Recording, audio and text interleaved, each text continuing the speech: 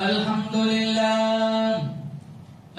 لله نحمده ونستعينه ونستغفره ونؤمن به ونتوكل عليه ونعوذ بالله من شرور أنفسنا ومن سيئات أعمالنا من يهده الله فلا مضل له ومن يضلله فلا هادي له ونشهد أن لا إله إلا الله وحده لا شريك له ونشهد أن سيدنا وسندنا وشفيعنا وحبيبنا ومولانا محمدا عبده ورسوله صلى الله تعالى عليه وعلى آله وعلى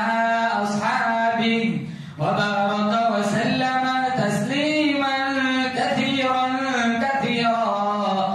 أما بعد فأعوذ بالله السميع العليم من الشيطان الرجيم بسم الله الرحمن الرحيم الله لا إله إلا هو الحي القيوم لا تأخذه سنة ولا نوم له ما في السماوات وما في الأرض من ذا الذي يشفع عنده إلا بإذنه يعلم ما بين أيديهم وما خلفهم ولا يحيطون بشيء من علمه إلا بما شاء وسع كرسيه السماوات والأرض ولا يؤوده حفظهما وهو العلي العظيم وقال النبي صلى الله تعالى عليه وسلم من قال لا إله إلا الله دخل الجنة صدق الله مولانا العلي العظيم وصدق رسوله النبي الكريم ونحن على ذلك من الشاهدين والشاكرين والحمد لله رب العالمين. اخلاص عقیدت محبت کے ساتھ ایک دفعہ نماز والا درود شریف پڑھے. اللهم صل على محمد وعلى آل محمد كما صليت على إبراهيم وعلى آل إبراهيم إنك حميد مجيد. اللهم بارك على محمد وعلى آل محمد كما باركت على إبراهيم وعلى آل إبراهيم إنك حميد مجيد. کون یاد کرے گا ہمیں اس دور خود غرضی میں؟ کون یاد کرے گا ہمیں اس دور خود غرضی میں؟ حالات ایسے ہیں لوگوں کو خدا یاد نہیں. ہم کون ہیں کیا ہے باخدا یاد نہیں. افسوس کے اسلاف کی کوئی ادا بھی یاد نہیں.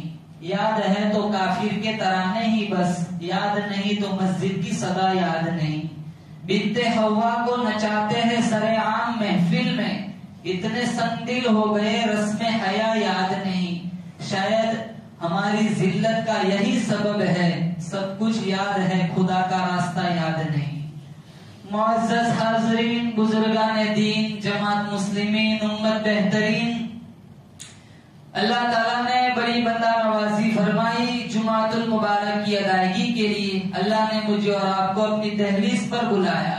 ہم سارے مل کر دعا کرتے اللہ تعالیٰ میری آپ کی امت مسلمہ کی نمازوں کو قبول فرمائے. قرآن کریم کی معروف آیت آیت الکرسی میں نے آپ حضرات کے سامنے تلاوت کی. اللہ تعالیٰ میری زبان پہ کلمت الحق جاری فرمائے، ہم سب کو عمل کرنے کی توفیق عطا فرمائے. بعض مسلمان پورا قرآن جانے یا نہ جانے، پورے قرآن کی تلاوت کرے یا نہ کرے، لیکن آیت الکرسی اتنی معروف مشہور آیت ہے، ہر مسلمان مرد عورت بندہ بندی اس کو جانتا ہے، اس کی تلاوت کرتا ہے۔ جو ماہرین قرآن صحابہ تھے، آپ صلی اللہ تعالی علیہ وسلم نے ایک دفعہ ان سے پوچھا بتاؤ قرآن کی سب سے اعلیٰ آیت کون سی ہے؟ ابن عباس، ابن مسعود، ابی بن کعب، تو حضرات صحابہ جو قرآن میں ماہر مانے جاتے تھے، انہوں نے جواباً عرض کیا یا رسول اللہ قرآن کی سب سے اعلیٰ بہترین آیت آیت الکرسی ہے۔ تو آپ صلی اللہ تعالی علیہ وسلم نے فرمایا اب مجھے یقین ہو گیا ہے کہ تم پورے قرآن کے ماہر بن چکے ہو۔ اس آیت میں اللہ تعالیٰ نے اپنا تعارف کرایا، اپنی پہچان کرائی کہ میں کس شان کا مالک ہوں، کس الوہیت کا مالک ہوں۔ اور آیت الکرسی ایک عقیدہ ہے، اور عقیدہ مشتق ہے عقد سے، اور عقد کا معنی ہوتا ہے گرا لگانا۔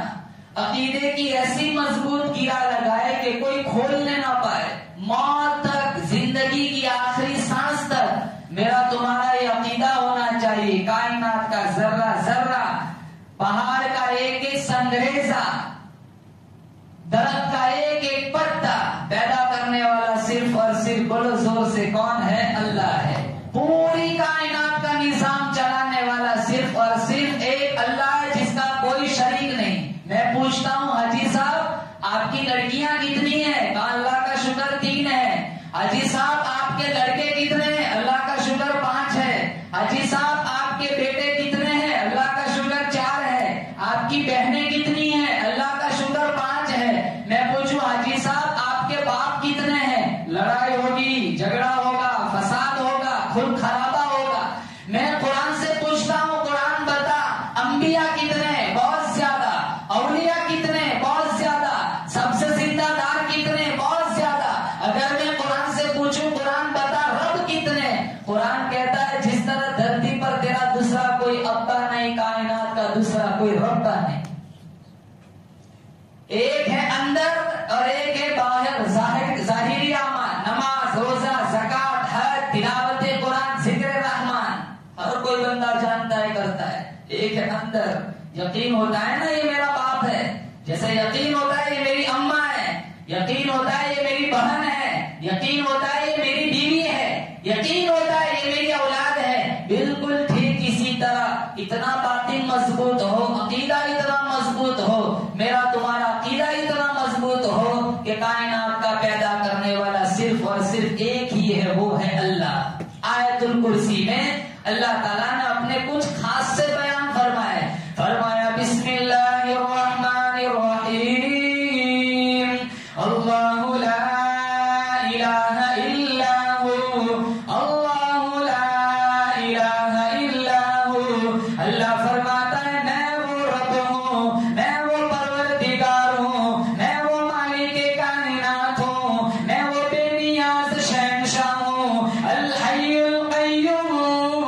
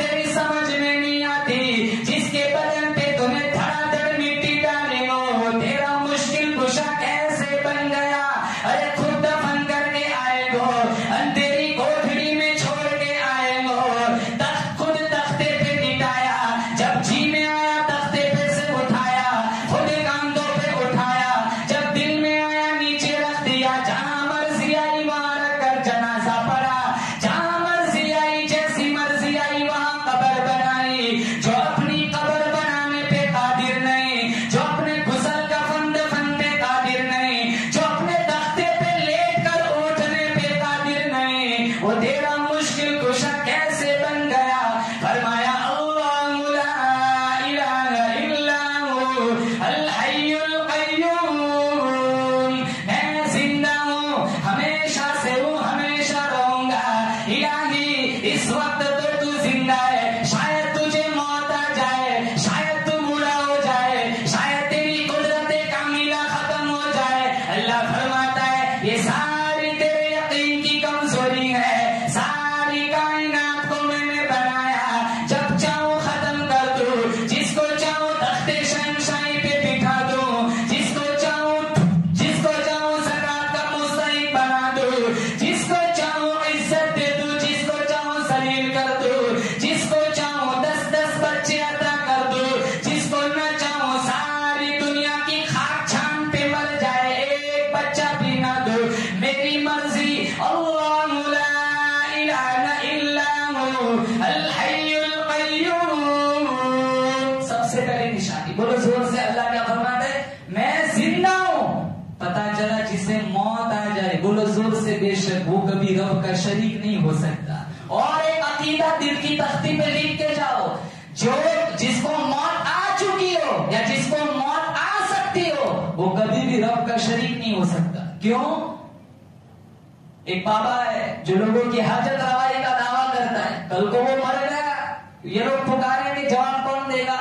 آج آیت الکرسی کا ترجمہ یاد کر کے جاؤ، روزانہ پڑھتے، پانی پہ پھونک مارتے، مریضوں کو پلاتے، لیکن اکثر نوجوان اس کا ترجمہ نہیں جانتے، اور اتنی عظیم الشان آیت اللہ نے اپنے نبی کے سینے پر اتاری، جنات جیسی طاقت بھی اس کے سامنے ٹھہر نہیں سکتا۔ جنات، جن سانپ بننے پہ بھی قادر ہے، گدھا بننے پہ بھی قادر ہے، دنیا کا بڑے سے بڑا جانور بننے پہ قادر ہے، ایک بر اعظم سے دوسرے بر اعظم تک جن ایک سیکنڈ میں پہنچ سکتا ہے، لیکن آیت الکرسی سے ایسے بھاگتا ہے جیسے ہوا کے جھونکے سے گھاس کے تنکے بھاگتے ہیں۔ پہلی نشانی اللہ نے فرمایا حی قیوم، میں زندہ ہوں، ہمیشہ سے ہوں، بولو ہمیشہ رہوں گا۔ اللہ لا الہ الا ہو الحی القیوم۔ دوسری نشانی اللہ نے آگے فرمایا رب ہونے کی دوسری نشانی یہ ہے، مشکل کشا ہونے کی دوسری نشانی یہ ہے، کسی کی بگڑی بنانے کی دوسری نشانی یہ ہے، لا تأخذہ سنۃ ولا نوم، رب وہ ہے جو کبھی سوتا نہیں، کبھی اونگتا نہیں، ارے نیند نہ آئے، نیند نہیں، کبھی نیند کا جھونکا بھی نہ آئے۔ ایک بہت بڑا تانترک ہے، بابا ہے، ڈاکٹر کے پاس جا کے کہتا ہے ڈاکٹر صاحب بڑا پریشان ہوں، کہا کیوں؟ بخار چڑھا ہے؟ کہا نہیں۔ پھوڑا پھنسی ہوئی ہے؟ کہا نہیں۔ کہا بدن میں کسی جگہ درد ہے؟ کہا نہیں۔ کہا پھر تیری تکلیف کیا ہے؟ کہا ڈاکٹر صاحب رات کو نیند نہیں آتی، خواب اگر گولیاں کھاتا ہوں تب جا کے سوتا ہوں۔ پتا چلا جو بندہ ہے بندہ، وہ نیند کے بغیر زندہ نہیں رہ سکتا، اور جو نیند کرتا ہے وہ کبھی بولو رب خدا نہیں ہو سکتا۔ موسیٰ علیہ السلام نے اللہ سے پوچھا تھا کوئی طور پہ، الہ العالمین تجھے نیند نہیں آتی؟ کنچ کے 2 پیالے ہاتھ میں پکڑا دیے، کہا موسیٰ جب تک اجازت نہ ملے نا اسے زمین پہ نہیں رکھنا ہے۔ کافی دیر تک کھڑے رہے، رات کا آخری پہر آیا، نیند نے جھٹکا دیا، جھونکا آیا، کنچ کے 2 پیالے ہاتھ سے چھوٹ گئے، چورا چورا ہو گئے۔ کہا موسیٰ تیرے ایک جھونکے سے 2 پیالوں چورا ہو گئے، اگر خدا سو جائے گا دنیا کا نظام نہیں ٹوٹے گا۔ الہ العالمین اگر منٹ 2 منٹ کے لیے تو سو بھی جائے کیا فرق پڑے گا؟ اللہ فرماتا ہے جس نے ساری کائنات کا نظام چلانا ہو، جس نے روزانہ ارب و خرب و خلقت کو روزی پہنچانی ہو، جس نے روزانہ کروڑوں بچوں کو پیدا کرنا ہو، جس کو روزانہ کروڑوں لوگوں کو موت کا پیالہ پلانا ہو، ایک سیکنڈ کے لیے بھی خدا سو گیا آگے لہو ما فی السماوات و ما فی الارض. اللہ فرماتا ہے آسمان میں جتنی مخلوقات ہے، زمین میں جتنی مخلوقات ہے، سب کا مالک صرف ایک ہی ہے. بولو زور سے، کون؟ اللہ. لہو ما فی السماوات و ما فی الارض.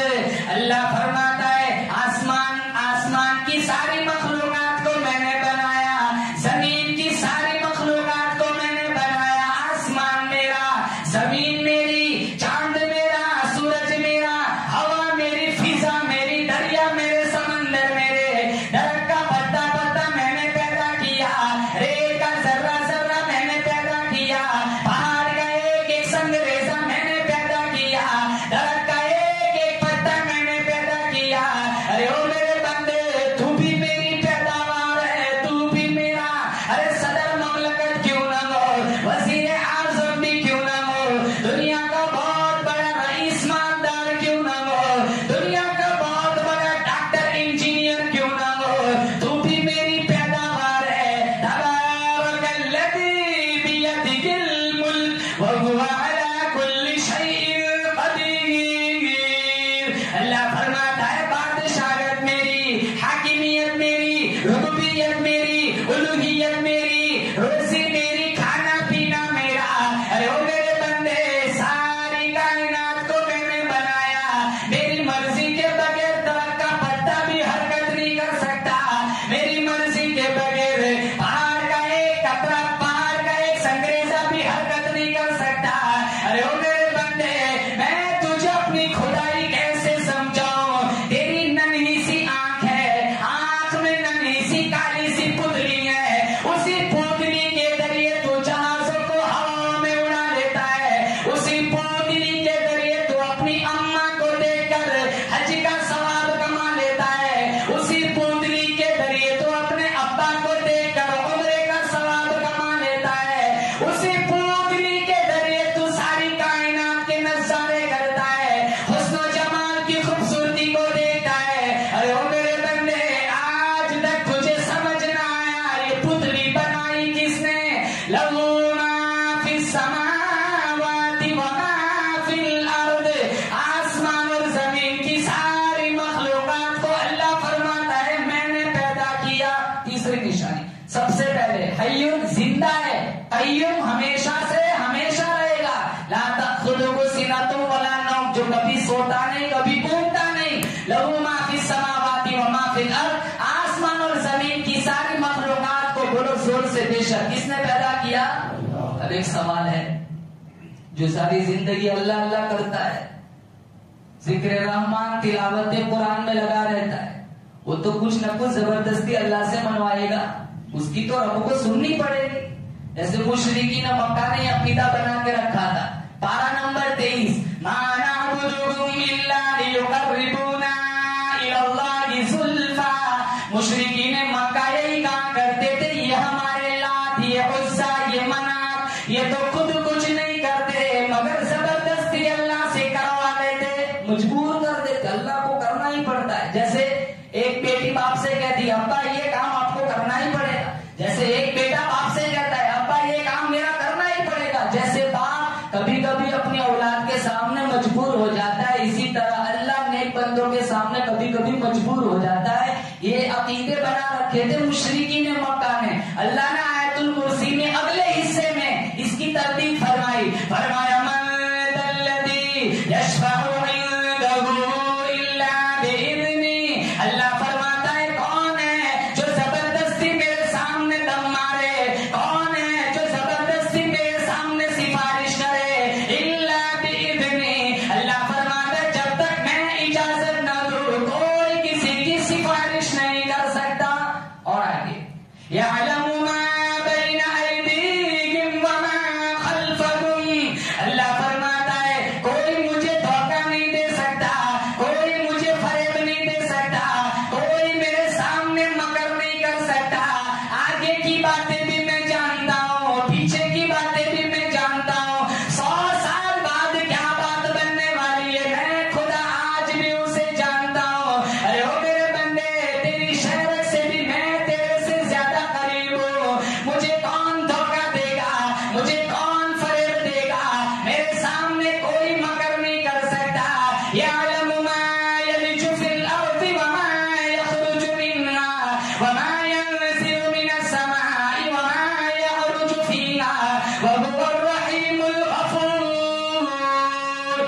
22واں پارہ اللہ فرماتا ہے جو کچھ زمین کے اندر جاتا ہے وہ بھی میں جانتا ہوں، جو کچھ زمین سے باہر نکلتا ہے وہ بھی جانتا ہوں، ينزل من السماء جو آسمان سے اترتا ہے وہ بھی جانتا ہوں، يعرج فيها جو زمین سے آسمان کے اوپر چڑھتا ہے، میری تمہاری نیکیاں اوپر تک جاتی ہے وہ بھی اللہ جانتا ہے، زمین کے اندر باہر آسمان کے اوپر یہاں سے اوپر تک جتنی چیزیں اللہ تک پہنچتی ہے اللہ کو ہر چیز کا علم ہے۔ پارہ نمبر 21 فرمایا 5 چیزیں ایسی ہیں جس کا علم اللہ کے علاوہ کسی کو نہیں ہے۔ ان اللہ عنده علم الساعہ، قیامت کب واقع ہوگی کوئی نہیں جانتا، صرف کون جانتا ہے؟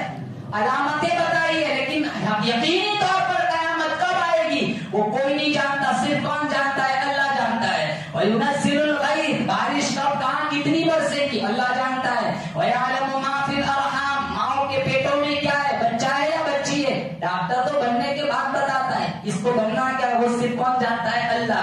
وَمَا تَدْرِي نَفْسٌ مَاذَا تَكْسِبُ غَدًا وَمَا تَدْرِي نَفْسٌ بِأَيِّ أَرْضٍ تَمُوتُ، کل آپ کیا کمائیں گے آپ کو نہیں پتا، صرف اللہ جانتا ہے۔ کس سرزمین پر ہماری موت ہوگی وہ صرف اللہ جانتا ہے۔ اور آیت الکرسی نے فرمایا یعلم ما بین ایدیہم وما خلفہم، اور تاکید فرمائی اس حصے کو اور موقت کرنے کے لیے آگے فرمایا ولا یحیطون بشیء من علمہ الا بما شاء، اللہ فرماتا ہے کائنات کا ذرہ ذرہ، ریت کا ذرہ ذرہ، درخت کا ایک ایک پتا، حتیٰ کہ روئے زمین کا گھاس کا کوئی ایک تنکا بھی میری نظروں سے اوجھل نہیں۔ یونس علیہ السلام کہاں پھنسے تھے؟ بولو مچھلی کے پیٹ میں، کس کو پکارا تھا؟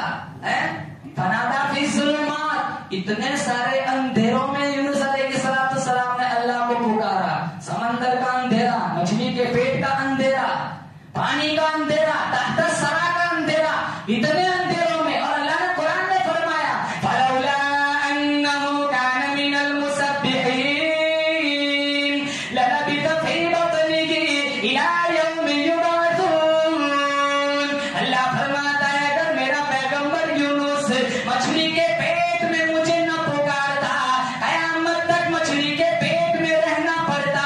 یونس علیہ السلام جانتے میری اس پوزیشن میں میرے رب کے سوا مجھے کوئی نہیں بچا سکتا۔ اللہ کا قرآن کہتا ہے فنادا فی الظلمات، اندھیروں میں یونس علیہ السلام نے پکارا او میرے پروردگار، مچھلی کے پیٹ میں پھنسا ہوا ہوں، اندھیروں میں پھنسا ہوا ہوں، میں گھبرایا ہوا ہوں، سبحانک اللہ الہ الا انت سبحانک انی کنت من الظالمین۔ پیغمبر کا عقیدہ دیکھو، مچھلی کے پیٹ میں پکارا، لیکن پکارنے کی ابتدا کس سے کی؟ سب سے پہلے اس بات کا اقرار کیا اللہ الہ الا انت، میں جس پوزیشن میں ہوں مجھے مچھلی کے پیٹ سے نکالنے والا تیرے علاوہ کوئی نہیں۔ پیغمبر ہے، دعا کا انداز دیکھو۔ پھر کیا کہا؟ اپنی عاجزی، انی کنت من الظالمین، میں ہی ظلم کر بیٹھا۔ ہمارے اوپر کوئی مصیبت آ جائے نا تو کہتے پتہ نہیں کون سے گناہ میں پھنس گیا ہے، جیسے سارے جنید بغدادی ہو کبھی گناہ نہ کیا ہو، گناہ کیے بغیر تو سانس آتا نہیں، سود کھائے بغیر، پیاز کھائے بغیر تو نیند نہیں آتی، انسٹاگرام پہ اجنبی لڑکیوں سے چیٹنگ کیے بغیر تو نیند نہیں آتی، پب جی کھیلے بغیر تو نیند نہیں آتی، مصیبت آتی ہے تو کہتے پتہ نہیں کون سے گناہ میں پھنس گیا ہے، جیسے سارے جنید بغدادی ہو۔ حالات دیکھو، حالات چاروں طرف کتنے خطرناک حالات ہیں،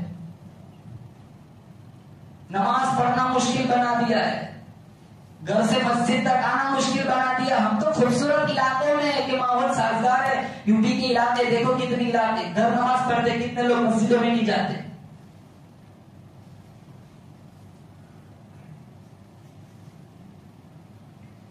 عذاب قبر پہ یقین نہیں، جہنم کے عذاب پہ یقین نہیں، کتنا خطرناک عذاب۔ ارشاد فرمایا محمد عربی صلی اللہ تعالی علیہ وسلم نے قبر میں ایسا ازدحام مسلط کر دیا جائے گا، قبر میں ایسا سانپ چھوڑ دیا جائے گا، میرا نبی تمہارا نبی، عرشیوں کا نبی، فرشیوں کا نبی، درختوں کے ایک ایک پتے کا نبی، پھول کی پتیوں کا نبی، پھول کی خوشبوؤں کا نبی، امام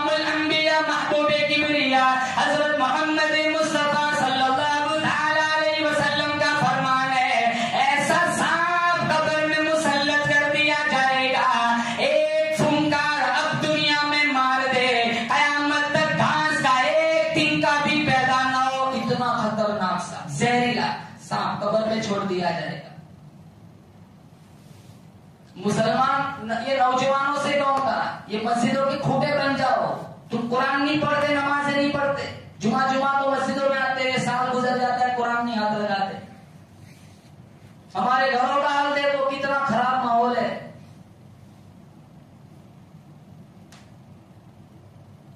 इस पुरफितन दौर में अगर बचना है तो अल्लाह के नबी का एक फरमान पल्ले बांध लो।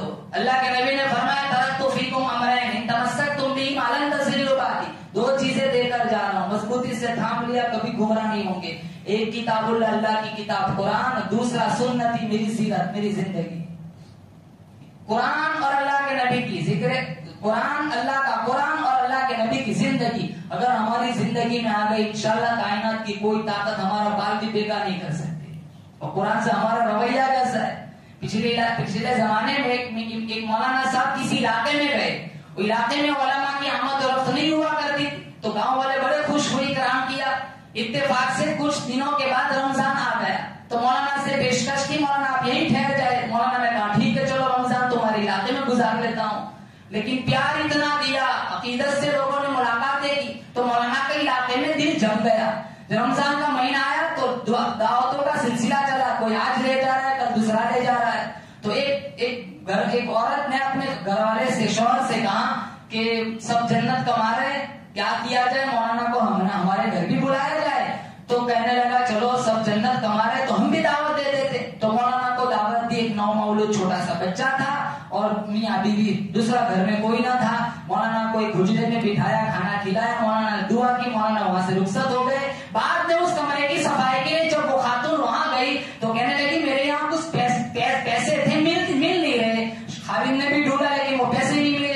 तो इन दोनों ने सोचा जरूर मौलाना ने वो पैसे उठाए हैं। 1 साल गुजर गया, वो जो उसका खाविन था वो मौलाना से बात नहीं करता था। मौलाना आता, जगह बदल लेता था, रूह फेर लेता था।